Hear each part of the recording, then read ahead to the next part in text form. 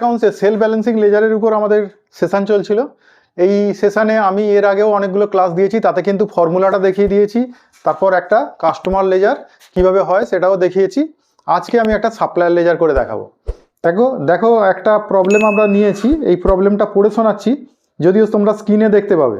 ঠিক আছে, এইরকম আছে দেখো, ওপেনিং ব্যালেন্স অফ, আচ্ছা, from the following particular prepare creditors ledger account in the books of general ledger, হ্যাঁ, and also show the adjustment journal entry. অ্যাডজাস্টমেন্টের জার্নাল এন্ট্রিও করতে বলেছে। দেখো জার্নাল এন্ট্রিগুলো আমি বলে দেবো, জার্নাল এন্ট্রিগুলো বলে দেবো, তারপর তোমরা সেটাকে লেজারে কীভাবে পুট করবে দেখিয়ে দেবো। দেখো, ওপেনিং ব্যালেন্স অফ ক্রেডিটর্স, ক্রেডিটর্সের ওপেনিং ব্যালেন্স, দেখবে ওপেনিং ব্যালেন্সের কখনো জার্নাল করতে হয় না, ব্যালেন্স যেটা দেওয়া আছে সেটা তো ব্যালেন্স বের করে দিয়েছে, এর জার্নাল করতে হবে না। Cash purchase, cash purchase normally কি হয়, আসে না, কারণ ক্যাশ পারচেজ হলে সেখানে ক্যাশ পেমেন্ট হয়ে যাচ্ছে, ক্যাশ বুকে যাবে, সেখানে তো ক্রেডিটর্সের সঙ্গে কোনো সম্পর্ক নেই, তাহলে এখানে করবো না। ক্রেডিটর্স, আচ্ছা, ক্রেডিট পারচেজ, ক্রেডিট পারচেজ যদি হয়, ক্রেডিট পারচেজ হলে আমার ক্রেডিটর্স লেজার বাড়ে, ক্রেডিটর্স এমনিতে ক্রেডিট আইটেম, তাহলে ক্রেডিট আইটেমকে বাড়াতে গেলে কি করবো, ক্রেডিট করবো, কিন্তু কার আন্ডারে করতে হয় জানলে, জেনারেল লেজার অ্যাডজাস্টমেন্ট অ্যাকাউন্টের আন্ডারে। তাহলে জেনারেল লেজার অ্যাডজাস্টমেন্টের আন্ডারে আমরা কিন্তু এটাকে ক্রেডিট দিকে বসাই, তাহলে ক্রেডিট দিকে যখন বসাই আমাদের ক্রেডিটর্স লেজার, ক্রেডিটর্স লেজারে আমরা যখন বাই দিকে কিছু বসাচ্ছি, বাই জেনারেল লেজার বলে, তাহলে general ledger adjustment account debit to creditors ledger adjustment account, বোঝা গেল জার্নালটা? তাহলে এটা বলে দিলাম। ক্যাশ পেড টু সাপ্লায়ার, সাপ্লায়ারকে ক্যাশ পেড করছি, তাহলে সাপ্লায়ার কি হবে, সাপ্লায়ার মানে তো ক্রেডিটর্স, ক্রেডিটর্স কমে যাবে, তাহলে ক্রেডিটর্স কমে গেলে ক্রেডিটর্স এমনি নর্মালি ডেবিট আইটেম, এই সরি ক্রেডিট আইটেম, ক্রেডিটকে কমাতে গেলে কি করবো, ডেবিট, তাহলে creditors ledger adjustment account debit to general ledger adjustment account. ঠিক আছে, সব কিছু পাস করতে হবে কোথা দিয়ে, জেনারেল লেজার দিয়ে। ঠিক আছে, নেক্সট, তারপরে বলেছে রিটার্ন আউটওয়ার্ড, এটাতেও ক্রেডিটর্স কমে, তাহলে আমরা একটা কাজ করি না, আমরা এই সমস্তগুলোকে একসাথে যদি করতে চাই, আমরা creditors ledger adjustment account debit to general ledger বললাম, জেনারেল লেজার বলে তার আন্ডারে যদি আমরা ক্যাশ পেড, হ্যাঁ, রিটার্ন আউটওয়ার্ড, তারপর discount receive, bills payable paid, তারপর বিলস পেয়েবল রিনিউড, এগুলো সব যদি পরপর লিখে দিই একবারে হয়ে যাবে। আর যদি প্রত্যেকটার আলাদা করে জার্নাল করতে চাও, তাহলে creditors ledger adjustment account debit to general ledger, প্রত্যেকটা কমার জন্য এই এন্ট্রিটা হবে, আর বাড়ানোর জন্য ক্রেডিটর্স তখন কি হবে, নিজে ক্রেডিট হবে, ক্রেডিটর্স ক্রেডিট, জেনারেল লেজারকে তখন কি করতে হবে, ডেবিট করতে হবে। তাহলে ক্রেডিটর্সকে আমরা কমালে ক্রেডিটর্সকে কি করব, ডেবিট করব, ক্রেডিটর্স বা সাপ্লায়ার লেজারকে ডেবিট করব, আর জেনারেল লেজারকে কি করব, ক্রেডিট। আর ক্রেডিটর্স বা সাপ্লায়ারকে বাড়াতে গেলে আমরা কি করব, বাড়াতে গেলে উল্টো করব, general ledger adjustment account debit to creditors ledger adjustment account. এবার যেগুলো বাড়ছে কমছে সেইভাবে দেখে ভেবে এই জার্নালে বসিয়ে দেবে। ঠিক আছে, কিন্তু তুমি বুঝতে পারবে কি করে এটা ডিসকাউন্ট রিসিভ না বিলস পেয়েবল পেড নাকি ক্যাশ পেড, তাহলে ন্যারেশনে তোমাকে বোঝাতে হবে ওটা কিসের জন্য হচ্ছে, ন্যারেশনটা লিখে দেবে, বিং ক্যাশ পেড বা cheque paid to creditors, being discount receive from creditors, being goods return to creditors, এরকমভাবে লিখে দেবে। ঠিক আছে, দেখো এইরকম আছে, ক্যাশ পেড টু সাপ্লায়ার, তাহলে ক্রেডিটর্স কমবে, রিটার্ন আউটওয়ার্ড ক্রেডিটর্স কমবে, ট্রেড ডিসকাউন্ট কিন্তু বসে না, ট্রেড ডিসকাউন্ট ও চালানেই মাইনাস হয়ে থাকে, ওটা বসাতে লাগে না, তাহলে বসাবে না। ডিসকাউন্ট রিসিভ ফ্রম সাপ্লায়ার, তাহলে এটাও ক্রেডিটর্স কমবে। Bills payable issued during the year, এটাও ক্রেডিটর্স কমবে, কারণ বিল দিয়ে তাদের মিটিয়ে দিচ্ছি। বিলস পেয়েবল ম্যাচিওর্ড, দেখো বিলস পেয়েবল যদি ম্যাচিওর হয়, বিলস পেয়েবল একবার দেওয়ার সময় আমরা ক্রেডিটর্সকে কমিয়েছি, সেই বিলটা যখন ডিউ ডেট এলো আমরা ওই বিলের পয়সাটা পেমেন্ট করছি, তখন কিন্তু আবার ক্রেডিটর্সকে কমাবো না, তাহলে এটাও আসবে না। নেক্সট, বিলস পেয়েবল ডিসঅনার্ড, এটা কিন্তু ক্রেডিটর্স বেড়ে যাবে আবার, ওই বিলস পেয়েবলের মধ্যে কিছু বিলকে আবার রিনিউ করে দিয়েছো, তাহলে আবার ক্রেডিটর্স কি হবে, বিলস পেয়েবল ডিসঅনার্ড যখন আমরা ক্রেডিটর্সকে কি করেছি, বাড়িয়েছি, আবার সেই বিলস পেয়েবলের মধ্যে কোনো বিলকে রিনিউ করে দিলে তাহলে আবার কি করব, ক্রেডিটর্সকে কমিয়ে দেব, কমাবো। ইন্টারেস্ট অন বিলস পেয়েবল, এই বিলস পেয়েবলের উপর ইন্টারেস্ট চার্জ করেছে ক্রেডিটর্সরা, তাহলে ক্রেডিটর্স বেড়ে যাবে, তাহলে ক্রেডিটর্সকে বাড়াতে হবে। সান্ডি চার্জ, এটাও ক্রেডিটর্সকে বাড়াতে হবে। দেখো তাহলে জার্নালটা আমি কিন্তু বললাম এখানে মাত্র দুটো জার্নাল আছে, তার আন্ডারেই সমস্ত কিছু হবে। দুটো জার্নাল কি কি বলতো, দুটো জার্নাল এইরকম ছোট্ট করে আমরা যদি লিখি, আমরা যখন ক্রেডিটর্সকে বাড়াচ্ছি তখন general ledger adjustment account debit,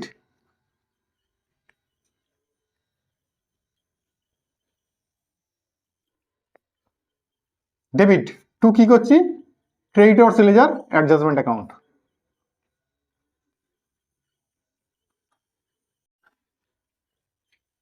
আর যখন কমাচ্ছি এটাকে উল্টে দিচ্ছি। Creditors ledger adjustment account debit to general ledger, যখন কমাচ্ছি, হ্যাঁ এই দুটো জার্নাল। আর ন্যারেশনে তুমি কিন্তু বলবে কখন ক্রেডিট সেল হয়েছে, কখন রিটার্ন হয়েছে, কখন ক্যাশ রিসিভ করেছি, কখন বিলস পেবল রিসিভ করেছি, মানে বিলস পেবল সেন্ড করেছি, কখন ক্যাশ পেড করেছি, এগুলো কিন্তু তোমরা ন্যারেশনের সময় বলে দেবে, ঠিক আছে? কিন্তু জার্নাল হবে ওই দুটো, এটা কেইটস বাড়লে আর এটা কেইটস কমলে, ঠিক আছে? এইবার দেখো আমরা যদি লেজার ফর্মে করি, তাহলে লেজার ফর্মে করলে আমাদের কেইটসের ধরো দুদিকেই ব্যালেন্স থাকতে পারে, যেরকম আমরা ডেটর্সের সময়ও বলেছিলাম যে এখানে by balance BD normal balance 20,000 টাকা দেওয়া ছিল, সেটা বসিয়ে দিয়েছি। আর টু ব্যালেন্স বিডিও মাঝে মাঝে থাকে, তবে এখানে এই অঙ্কটায় নেই, সেই জন্য লিখে রেখেছি, ড্যাশ দিয়ে দিয়েছি। এইবারে ধরো যা এন্ট্রি করব আমরা সেগুলো জেনারেল লেজারের আন্ডারে, কেইটসকে যত বাড়াবো general ledger adjustment account debit to creditors, তাহলে কেইটসে করি বাই জেনারেল লেজার, তাহলে বাই জেনারেল লেজার বলে ক্রেডিট পারচেস হয়েছে, কেইটসকে বাড়িয়েছি। বিলস পেয়েবল যেটা পেমেন্ট করেছি সেটা টু দিকে পেমেন্ট করে দিয়েছি, আর সেই বিলস পেয়েবল ডিজনার হয়েছে, তো আমরা আবার কেইটসকে বাড়িয়ে দিয়েছি। আমরা চেকও যদি আমরা পেমেন্ট করেছি, চেক পেমেন্ট করেছি বা ক্যাশ পেমেন্ট করেছি, টু দিকে কেইটসকে কমিয়েছি। এই চেক যদি বাজেয়াপ্ত হতো তাহলে কোথায় লিখতাম? বাই দিকে, আবার বাড়াতাম। এরপর ওই ইন্টারেস্ট চার্জ করে দিয়েছিল কেইটস আমাদের উপর 20 টাকা, সেটা বসিয়ে দিয়েছি। আর সান্ডি চার্জ করেছে সেটাও বসিয়েছি, এগুলো কেইটসকে বাড়িয়েছে, বাই দিকে বসিয়েছি, বসিয়ে বাইরে পাঠিয়ে দিয়েছি। এবার দেখো আমাদের কিছু গুডস ওরা রিটার্ন দিয়েছে, তাহলে রিটার্ন দিলে আমরা পারচেস করেছিলাম বাই দিকে, রিটার্ন হলে আমরা রিটার্ন দিয়েছি, তাহলে সেই রিটার্নটা কি করেছি? টু দিকে। চেক বা ক্যাশ পেড এটাকেও আমরা করেছি টু দিকে, বিলস পেবল পেড করেছি সেটাও টু দিকে। এইগুলো সব কেইটসকে কমাচ্ছি তো আমরা, তাদের পেমেন্ট করে দিচ্ছি, তাহলে কমছে, তখন টু দিকে লিখেছি।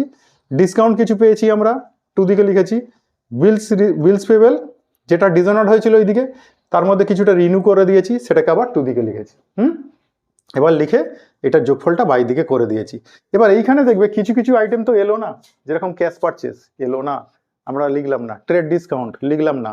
সেরকম ডেটর্সে দেখবে, ডেটর্সে মাঝে মাঝে প্রভিশন থাকে, কোনো প্রভিশন তো অনিশ্চিত হতে পারে, নাও পারে, এসব অনিশ্চিত হিসাব কিন্তু এখানে বসানো যায় না।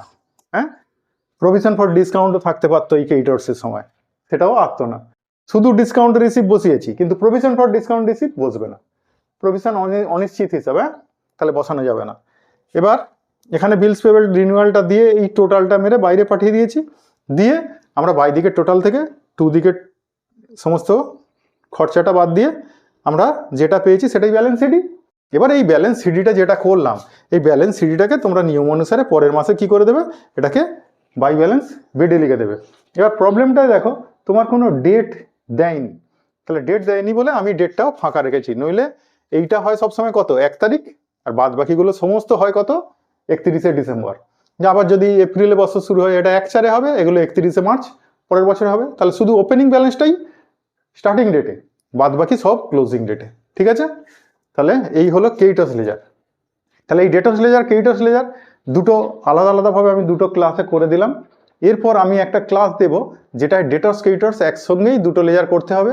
আর একটা জিনিস আলোচনা করে দিই, এটাই যদি বলতো তোমাদের যেখানে তো আমরা ইন জেনারেল লেজারে কেইটস লেজার করেছি, যদি বলতো যে কেইটস লেজারের বইতে জেনারেল লেজার করো, তাহলে কেইটস লেজারের বইতে যদি জেনারেল লেজার করি, এটা জাস্ট উল্টে যেত।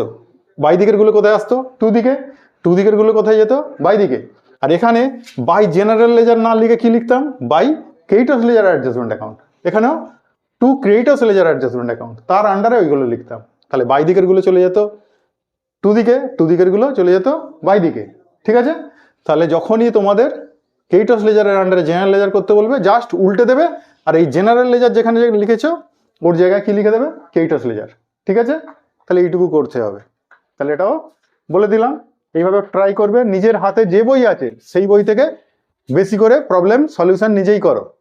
নিজে করলে যেই দেখবে অঙ্ক মিলে যাচ্ছে, তাহলে জানবে তুমি শিখে গেছো, তোমার কনসেপ্ট তৈরি হয়ে গেছে, ঠিক আছে? এর পরের ক্লাসে একটু বড় দেখে বড় প্রবলেম সলিউশন করব। পরের ক্লাসে আবার দেখা হচ্ছে। আজকের মতো এটুকু, টাটা।